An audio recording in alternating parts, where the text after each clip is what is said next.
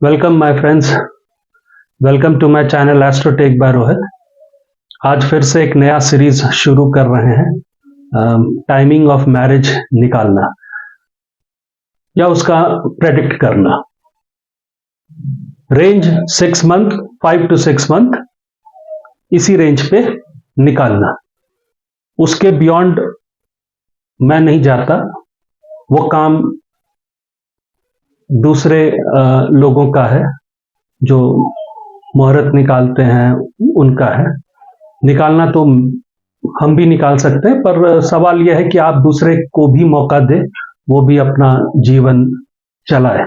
तो जो काम आपका है आप उस रेंज पे करके हट जाएं और फिर फर्दर फाइल को आगे भेज दें। वहां से आपको मुहूर्त सही टाइम, मुहूर्त कौन से दिन हो सकता है, वो डिस्कस आउट हो जाएगा। तो आगे चलते हैं। मैरिज सीरीज में हम लोगों ने देखा कि हम लोगों ने 10 कुंडलियां लगभग ट्राई किया और हम लोगों ने स्ट्रैटेजिक वे में सीखा कि प्रॉमिस ऑफ मैरिज कैसे निकालते हैं। अब प्रॉमिस ऑफ मैरिज मान लीजिए प्रॉमिस ऑफ मैरिज हॉरोस्कोप में है, तो अब टाइमिंग निकालना है। तो टाइमिंग निकालने के लिए मेरे पास 4-5 स्टेप हैं। हम अभी 2 ही स्टेप लिखे हैं, उसको हम एक्सप्लेन करेंगे और फिर हम लोग स्टेप वाइज आगे बढ़ेंगे, क्योंकि हर स्टेप 4-5 स्टेप बोल के निकल जाने से मेरे हिसाब से शायद आप प्रैक्टिकल वे में उसे समझ नहीं पाएंगे। तो ठीक है, 2 स्टेप एट ए टाइम हम लोग डिस्कस करेंगे और एक छोटा छोटा एग्जाम्पल चार्ट्स में। पहला है कि टाइमिंग ऑफ मैरिज देखने के लिए सबसे पहले आप आइडेंटिफाई करो महादशा लॉर्ड को, है ना। फिर एनालाइज करो अंतरदशा लॉर्ड को, कि जो मैरिज को मैरिज में शादी होने की प्रोबेबिलिटी को डिनोट कर रहा है।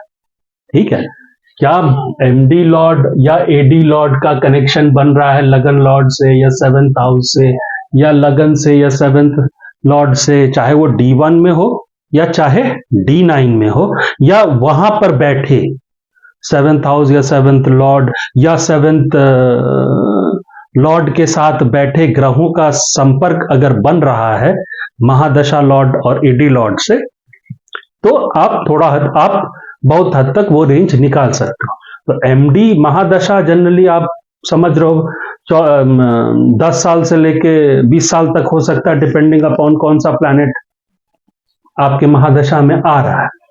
आप महादशा आइडेंटिफाई करो कि क्या इस पूरे महादशा में क्या मेरी कैंडिडेट की शादी का स्टोरी बिल्डअप हुआ है कि नहीं।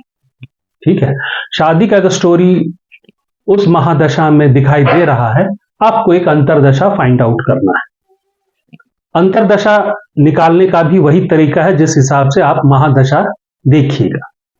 ठीक है, इसका एग्जाम्पल चलिए एक कुंडली सही देखेंगे।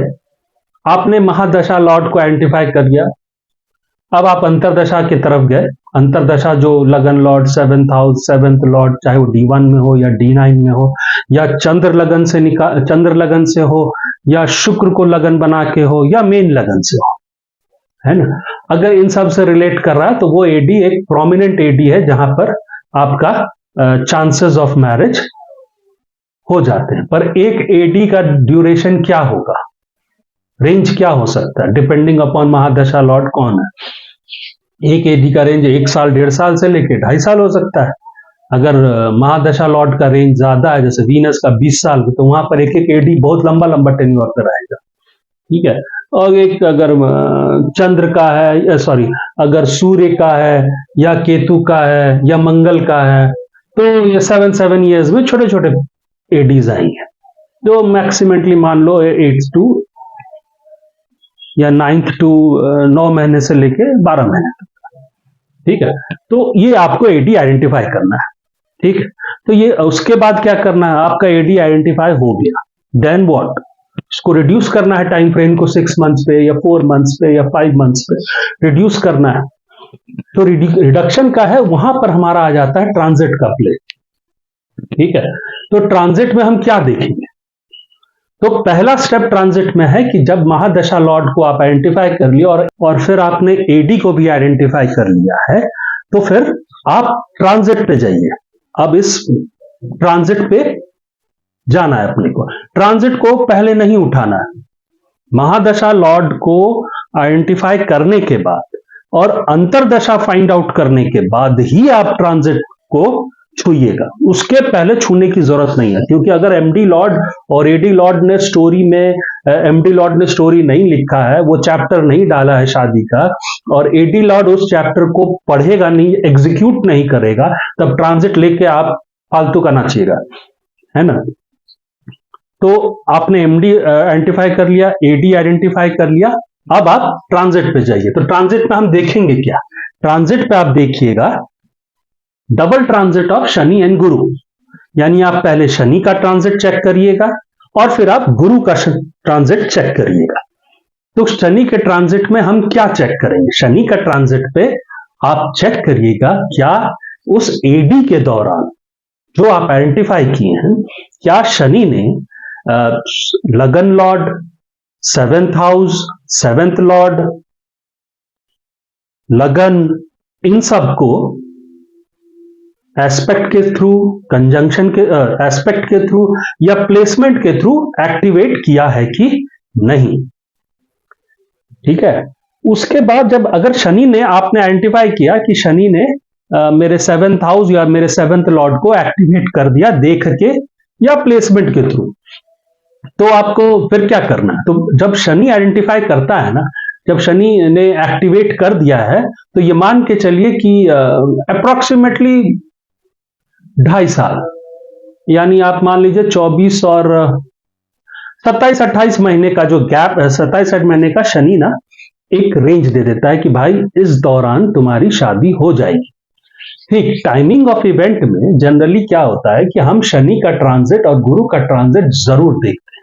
शनि अगर एक पर्टिकुलर घर और उसके significant particular houses, proper houses को अगर एक्टिवेट करता है, चाहे वो 10th हाउस हो और या लगन लॉर्ड, लगन लॉर्ड का कॉम्बी 10th हाउस और लगन लॉर्ड, अगर इन सबको मैंने कोई भी, आपको मान लीजिए नौकरी का देखना है, तो क्या एडी आइडेंटिफाई हो गया आपसे, तो आपको अब शनि का ट्रांजिट चेक करना है, क्या शनि ने अपने ट्रांजिट में 10th हाउस को और लगन लॉर्ड को एक्टिवेट किया है कि नहीं। लगन लॉर्ड का इन्वॉल्वमेंट जरूरी इसलिए है क्योंकि वो आप है। 10th हाउस हो या पर्टिकुलर हाउस है, जिस हाउस के ऊपर आपका सवाल है, उस हाउस का सिग्निफिकेटर जो है या उस हाउस की जो लॉर्डशिप्स है, उस हाउस के लॉर्डशिप को भी शनि को एक्टिवेट करना है। तो अगर आपको नौकरी को कोई पूछेगा तो आपको लगन लॉर्ड को एक्टिवेट करना होगा, शनि को 10th हाउस को एक्टिवेट करना होगा या 11th हाउस को एक्टिवेट करना होगा, है ना। तो अगर शनि ने इन दोनों को एक्टिवेट कर दिया है इन्वॉल्विंग लगन लॉर्ड, तो आप मान के चलिए 2.5 साल का एक रेंज आ गया आपके पास। उसी तरह टाइमिंग ऑफ इवेंट में हम लोग जब शादी की बात करते हैं तो लगन लॉर्ड को तो रख नहीं रखना और लगन को रख नहीं रखना, क्योंकि वो आप हैं। तो हम कौन सा हाउस इन्वॉल्व करेंगे? तो 7th हाउस इन्वॉल्व करेंगे, क्योंकि वो प्रॉपर सिग्निफाई करता है शादी, ठीक है ना, सपोर्टिंग हाउसेस को नहीं, पर कुछ हद तक 5th हाउस को भी आप ले सकते हैं, वो हम आगे बताएंगे आपको 5th हाउस का ट्रांजिट कब लेना है, ठीक है। तो अभी हम लोग प्राइमरी हाउस को पकड़ेंगे, विच इज लगन हाउस एंड 7th हाउस, ठीक है, क्योंकि हमारी शादी का बात चल रहा है। तो 7th house is a primary house. अगर नौकरी की बात होती तो 10th हाउस होता या 11th हाउस प्राइमरी हाउस होता, ठीक है। तो हम अभी सिर्फ शादी की बात कर रहे हैं, तो मेरा लगन lord and 7th house and 7th lord, इन चारों को या इनमें से किसी दो को, लगन लॉर्ड, शनि, ट्रांजिट वाला शनि या तो 7th हाउस 7th लॉर्ड को एक्टिवेट करे, ठीक है, या फिर 7th लॉर्ड एंड लगन लॉर्ड को करे, या फिर लगन लॉर्ड 7th हाउस को करे, या फिर लगन लॉर्ड लगन लॉर्ड लगन लॉर्ड, है ना, या फिर 7th हाउस एंड लगन लॉर्ड एंड 7th लॉर्ड, ये भी हो गया। लगन लॉर्ड एंड सेवेंथ हाउस, ये भी हो गया, seventh house and seventh Lord, ये भी हो गया। ठीक है, इन सबको वो एस्पेक्ट के थ्रू एक्टिवेट करें, तो मेरे पास क्या बचेगा? आप बोले कि साहब ये वाला हो गया, सेवेंथ लॉर्ड को भी कर दिया और लगन लॉर्ड को भी कर दिया, है ना, या आप कह लो कि इसका लगन हाउस एंड सेवेंथ लॉर्ड, इसको भी कर दिया है। इन चार कॉम्बिनेशन में कोई एक कॉम्बिनेशन को वो एक्टिवेट कर दे।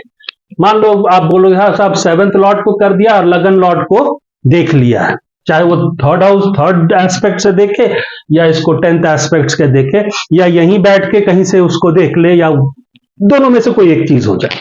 ठीक है, तो ये एक्टिवेट कर दिया, तो आपने इसको क्लिक किया, सर ये एक्टिवेट हो गया, तो ये एक्टिवेट हो गया, तो आप ये मान के चलो अब एडी का रेंज क्या है मेरा, मान लो एडी का रेंज सबसे लंबा वाला पड़ गया 2 साल 2.5 साल का। ठीक है, तो शनि ये कहता है कि मेरे दौरान हम अगर देख लिए तो मैं उस चीज का अप्रूवल दे रहा हूं, जो प्राइमरी हाउसेस को वो एक्टिवेट कर रहा है अलोंग विद लगन या लगन लॉर्ड।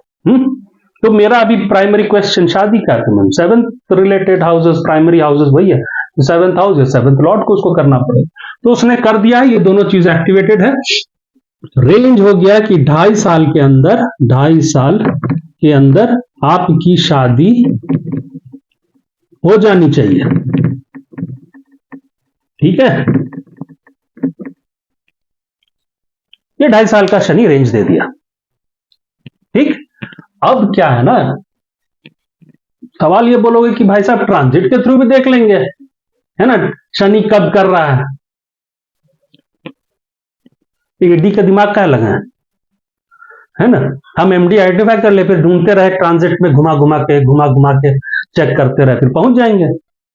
ऐसा नहीं है, शनि हर 2.5 साल में राशि बदलता है, तुम भी 2.5 साल तक पहुंचोगे।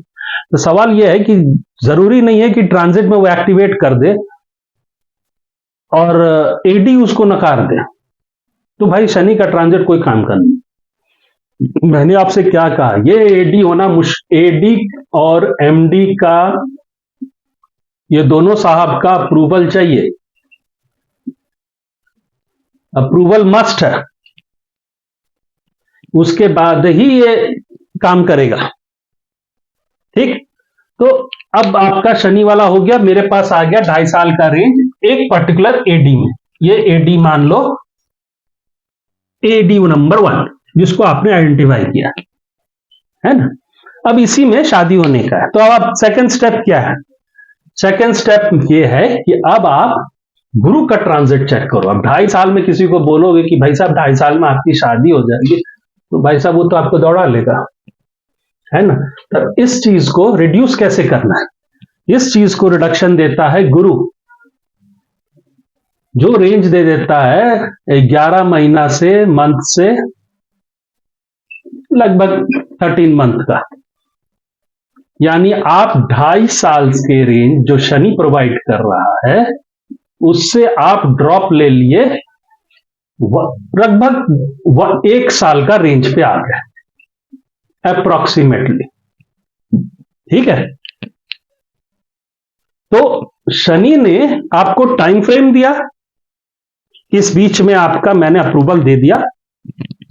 ठीक, अब गुरु जब ट्रांजिट पे प्ले करेगा तो वो उसको रिडक्शन करेगा 1 ईयर पे, 1 ईयर अप्रोक्सीमेटली, है ना, डिपेंडिंग अपॉन उसका उस समय का ट्रांजिट क्या चल रहा है, मैंने कितने स्पीड, उसकी स्पीड क्या है प्लैनेट की, तो अप्रोक्सीमेटली 1 ईयर।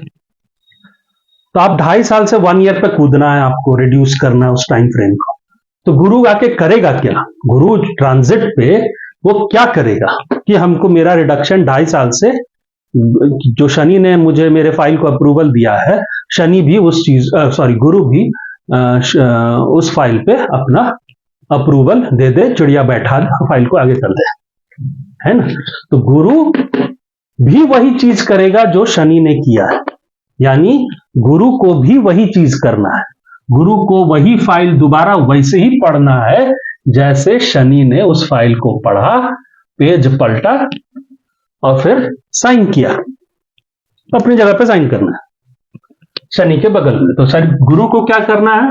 गुरु को भी लगन लॉर्ड और सेवेंथ लॉर्ड या सेवेंथ हाउस या लगन, इनमें से, इन चारों में से कोई दो कॉम्बिनेशन को, जैसे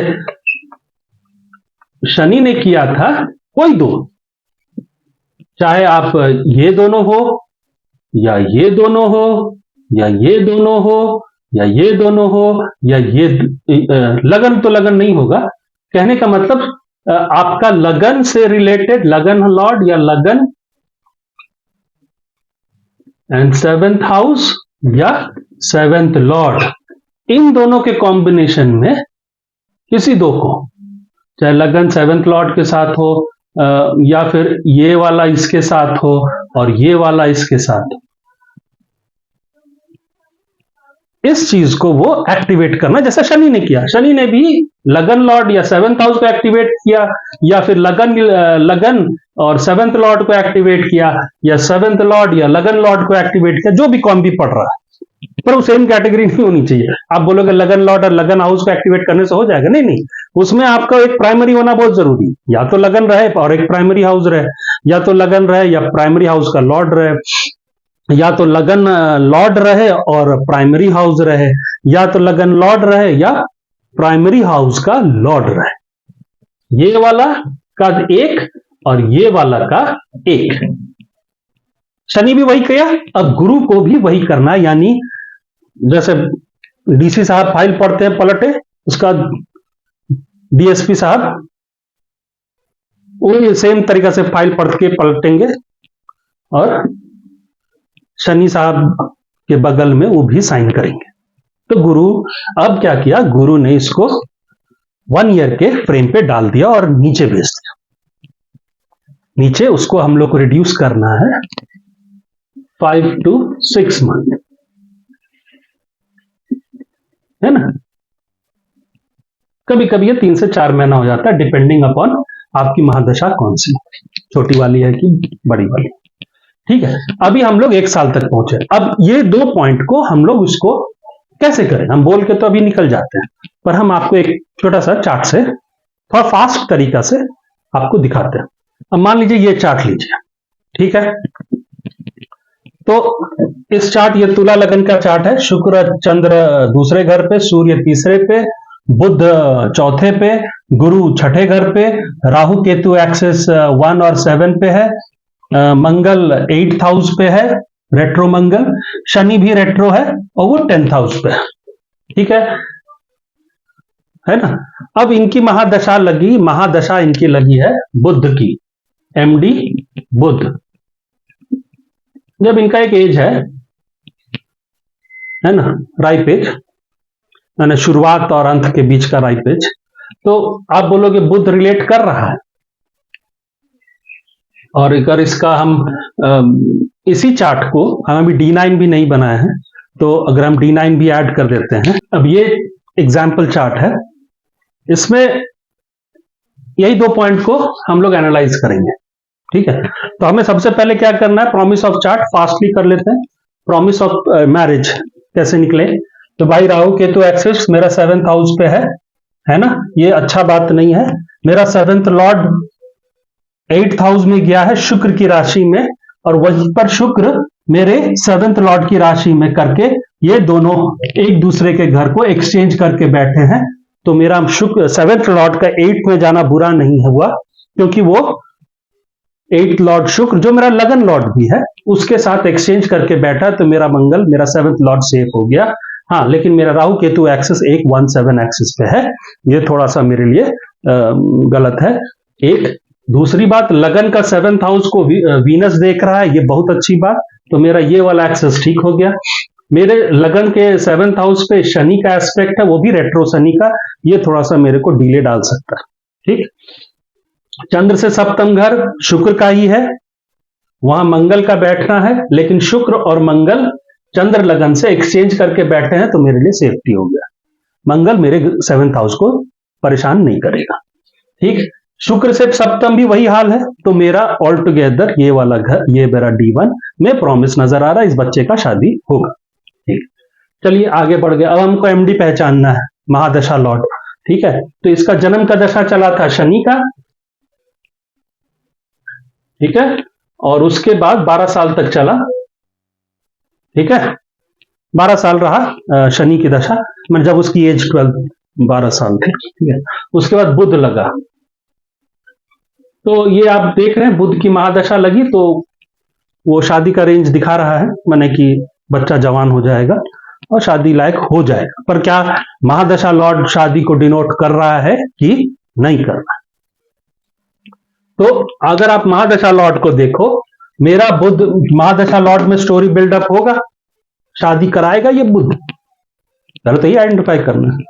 बुध को देखो, बुध कहां पर बैठा है? बुध मेरा 9th लॉर्ड है, 12th लॉर्ड है और बैठा 4th हाउस पे, बहुत अच्छे पोजीशन पे बैठा है।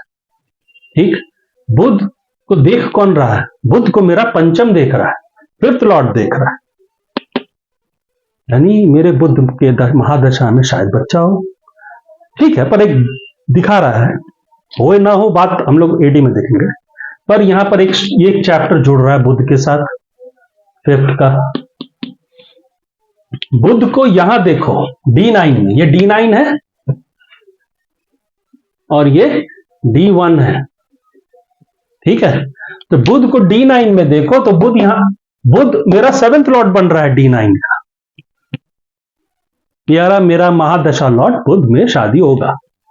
और हो सकता है क्योंकि मेरा बुध 5th हाउस से भी रिलेट कर रहा है, 5th लॉर्ड से, तो यानी महादशा लॉर्ड ने यह डिसाइड किया है कि तुम्हारा बच्चे होने का आसार दिख रहा है, एंड एक प्रारब्ध से भी कनेक्ट कर रहे हैं, प्लस हम तो D9 में 7th हाउस के मालिक भी बन रहे हैं। और बुध वैसे भी जाके D9 में 2nd हाउस में बैठा है। किसके साथ बैठा है? वो बैठा है D9 का लगन लॉर्ड के साथ, तो एक प्रोमिनेंटली दिखा रहा है। तो हमारा प्रॉमिस है पक्का। अब हमको MD भी मेरा प्रूव हो रहा है, उसके एक चैप्टर में बुध, MD के पूरे कहानी में एक चैप्टर में मेरा शादी है। ठीक, AD कौन सा होगा? तो बुध से लगभग वो अगर 18 साल, जब 21 साल की एज हुआ तो उसका AD पड़ा किस 22 साल का रहा, तो AD हुआ राहु का शुरू हुआ। ठीक है, तो राहु एक AD हुआ, ठीक, एक AD राहु हुआ, उसके बाद बचा राहु के बाद गुरु का AD आया और फिर शनि का AD आया, जब वो 22 साल पार किया था। तो यही 3 AD हैं जिनमें हो जाना चाहिए शादी, बाकी सब में तो विदाउट लीगल था, है ना। क्या इन तीनों में वो चैप्टर है? राहु को देखो, क्या राहु शादी करवा सकता है? राहु 7th हाउस में बैठा है, राहु शुक्र की राशि में बैठा है और वो 8th लॉर्ड है और उसके लॉर्डशिप, उसके राशि में 7th लॉर्ड बैठा है। राहु प्रोमिनेंटली स्ट्रॉन्ग, राहु यहां पर 3rd 7th का बन रहा है एंड 10th लॉर्ड बन रहा है और उसको शनि एस्पेक्ट कर रहा है। शनि कौन है? मेरा 2nd Lord and 3rd Lord है। ओके, और राहु का डिस्पोजिटर बुध नीच का गुरु के साथ बैठा है। यहां पर शुक्र नीच के चंद्र के साथ बैठा है, वो अपनी जगह पे है कि नीच भंग हो रहा है। तो राहु देख कहां रहा है? पंचम को देख रहा है और 5th हाउस को देख रहा है, सॉरी 9th हाउस को देख रहा है। राहु यहां पर भी 11th को देख रहा है, लगन को देख रहा है और 3rd हाउस को देख रहा है।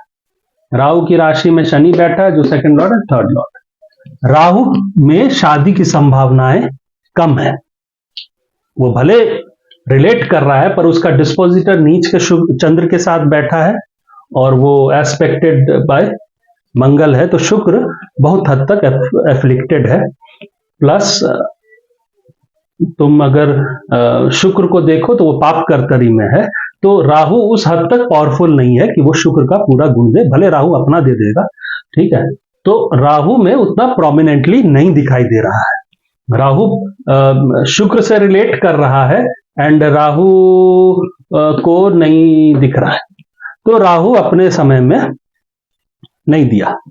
क्या गुरु दिएगा? गुरु दे ही नहीं सकता। 6th लॉर्ड है, 3rd लॉर्ड है, तो 6th लॉर्ड क्यों देगा फालतू में? यहां पर भी गुरु डेबिलिटेटेड स्थिति में बैठा है, हालांकि लगन लॉर्ड है D9 का, लेकिन स्थिति उसकी उतना पावरफुल गुरु है ही नहीं, और वैसे भी गुरु की लॉर्डशिप यहां पर अच्छी नहीं है, तो वो शादी देने लायक नहीं है, उल्टे वो एज अ 6th लॉर्ड गुरु शुक्र को एफ्लिक्ट कर रहा है। तो मेरा ये गुरु के चांसेस कम है। क्या शनि देगा? सवाल ये उठता है। शनि मेरा 5th लॉर्ड है। शनि मेरा 2nd लॉर्ड है D9 का, फैमिली का। शनि को कोई देख रहा है? शनि को गुरु देख रहा है, एक। दूसरी बात, शनि का डिस्पोजिटर चंद्र कहां जाके बैठा? वो शुक्र के साथ जाके बैठा, पर चंद्र मेरा डेबिलिटेटेड है। नीच भंग अपनी जगह पे है, पर शनि मेरा डेबिलिटेटेड है, सॉरी चंद्र मेरा डेबिलिटेटेड है। शनि को यहां देखिए, शनि यहां पर second house of family house बन रहा है। चंद्र से सप्तम स्थान, लगन से सप्तम स्थान, और D9 में चंद्र से सप्तम स्थान, शुक्र से D9 में शुक्र से 7th हाउस का वो मालिक बन रहा है। तो मेरे शनि पे 5th लॉर्ड है, 5th हाउस है, तो बच्चे का एक चांस बना रहा है, और मेरा D9 में वो शुक्र से 7th हाउस का लॉर्ड बन रहा है। तो मेरे को थोड़ा सा इस पे टिक लग रहा है कि मेरा शनि इस दौरान तो शायद दे देगा, क्योंकि वो 5th हाउस लॉर्ड बन रहा है, तो बच्चा देने का आसार दे दिया। इसका मतलब बच्चा इलीगल तो होगा नहीं, शादी होगा तभी होगा बच्चा। और वैसे भी D9 में शुक्र का जो 7th हाउस है, उसका लॉर्ड शनि के पास, उसका लॉर्डशिप शनि के पास है, ठीक है। तो बहुत हद तक मेरा शनि रिलेट कर रहा है कि ये इसमें शादी देगा, ठीक। मेरा एडी आइडेंटिफाइड हो गया। तो हमने इस चार्ट से देख लिया प्रॉमिस फास्ट कैसे निकालना है, एमडी एडी को रिलेट करना था। एडी मेरा रिलेटेड हो रहा है, एकदम लास्ट एडी है। अब लोग बोलेंगे ये आखिरी का एडी is not very supportive, but उतना मैटर नहीं करता है। दिस ये शनि योगकारी शनि है लगन का, इस लगन का, ठीक है। तो अब हम आते हैं नेक्स्ट स्टेप पे कि हमको ट्रांजिट देखना है, क्या ट्रांजिट में वो किया कि नहीं। मेरा सेकंड स्टेप ये कहता है, यहां तक तो मेरा आइडेंटिफाई हो गया, मेरा लगन लॉर्ड मेरा शनि D9 में रिलेट कर रहा है 7th हाउस से, शुक्र से 7th हाउस। मेरा बुध जो एमडी लॉर्ड है वो रिलेट कर रहा है D9 में 7th हाउस से, और एस्पेक्ट हो रहा है शनि से, ठीक है। तो मेरा D9 से तो पूरा तरह से प्रूव हो गया कि ये मेरा इसी एमडी में शनि और बुध के एमडी में ही बुध और शनि में मेरी इस लड़के की शादी होगी। शनि में सॉरी बुध एमडी और एडी हो गया शनि, पर शनि का एडी लंबा होता है ना, 2 साल लगभग होगा बुध के अंतर्गत, ठीक है। पर हमको अब सेकंड स्टेप पे आना, डबल ट्रांजिट ऑफ शनि। तो शनि जब चढ़ा था 2001 में शनि की एडी शुरू हुई, उस समय शनि कहां पर था? तो 2001 में जून में शनि, ट्रांजिट वाला शनि यहां पर था, 8th हाउस को क्रॉस कर रहा था, यहां पर ये शनि था।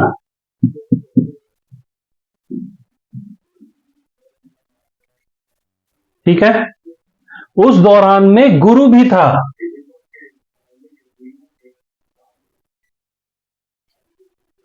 जून 2001 को ट्रांजिट का शनि यहां पर था। तो शनि को देखें तो शनि ने सेवेंथ लॉर्ड को एक्टिवेट किया। ट्रांजिट शनि ने नेटल मंगल को यहां पर एक्टिवेट किया और किसको एक्टिवेट किया? लगन लॉर्ड को। तो ट्रांजिट शनि ने, जो मेरा सेवेंथ लॉर्ड है, शनि ने मेरा नेटल लगन लॉर्ड कौन है? शुक्र को एक्टिवेट किया। राइट। हम अभी गुरु को भी नहीं जा रहे हैं, अभी हम लोग शनि पे कॉन्सेंट्रेट करें, ट्रांजिट का शनि। तो शनि ने मेरा ये दोनों लगन सेवेंथ लॉर्ड एंड लगन लॉर्ड को एक्टिवेट कर दिया। मेरे पास रेंज आ गया कि 2.5 साल। दशा क्या चल रही है? बुध में शनि, यानी शनि अपने कार्यकाल में शादी करवाएगा। इतना बोल देने से तो हो गया, लोग तो आपको गाली दे देगा, है ना। 2.5 साल का पीरियड है, शनि का 2 साल का है, बुध में शनि बोलेगा भाई साहब बताओ यार शादी, है ना। अब मुझे इसको रिड्यूस करना है। राइट।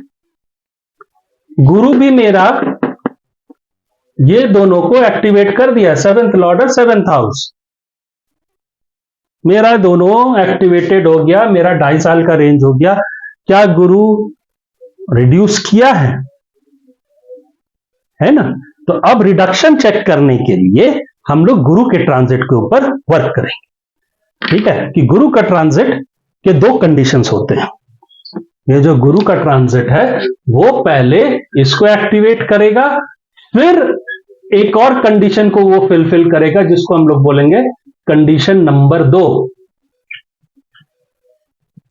ये जब दोनों फुलफिल हो जाएगा तब मेरा रिडक्शन जो हो जाएगा वो 1 ईयर पे हो जाएगा। राइट। तो हम लोग नेक्स्ट बार में 3rd स्टेप सीखेंगे, हाउ टू रिड्यूस ये 2.5 साल को 1 ईयर पीरियड में, और फिर 6-5 to 1 ईयर पीरियड में, सॉरी दिखाई नहीं दे रहा है, 1 ईयर पीरियड को 2.5 साल से हम इसको रिड्यूस करेंगे 1 ईयर। ये गुरु के थ्रू होगा, 1 ईयर गुरु के थ्रू होगा। 2 कंडीशन को फुलफिल करना है इसको। उसके बाद होगा 5 to 6 months। ठीक है, इसको फुलफिल करेगा मंगल। तो हम लोग नेक्स्ट बार में पॉइंट 3rd पढ़ेंगे कि गुरु का ट्रांजिट को रिडक्शन में कैसे लिया जाता है।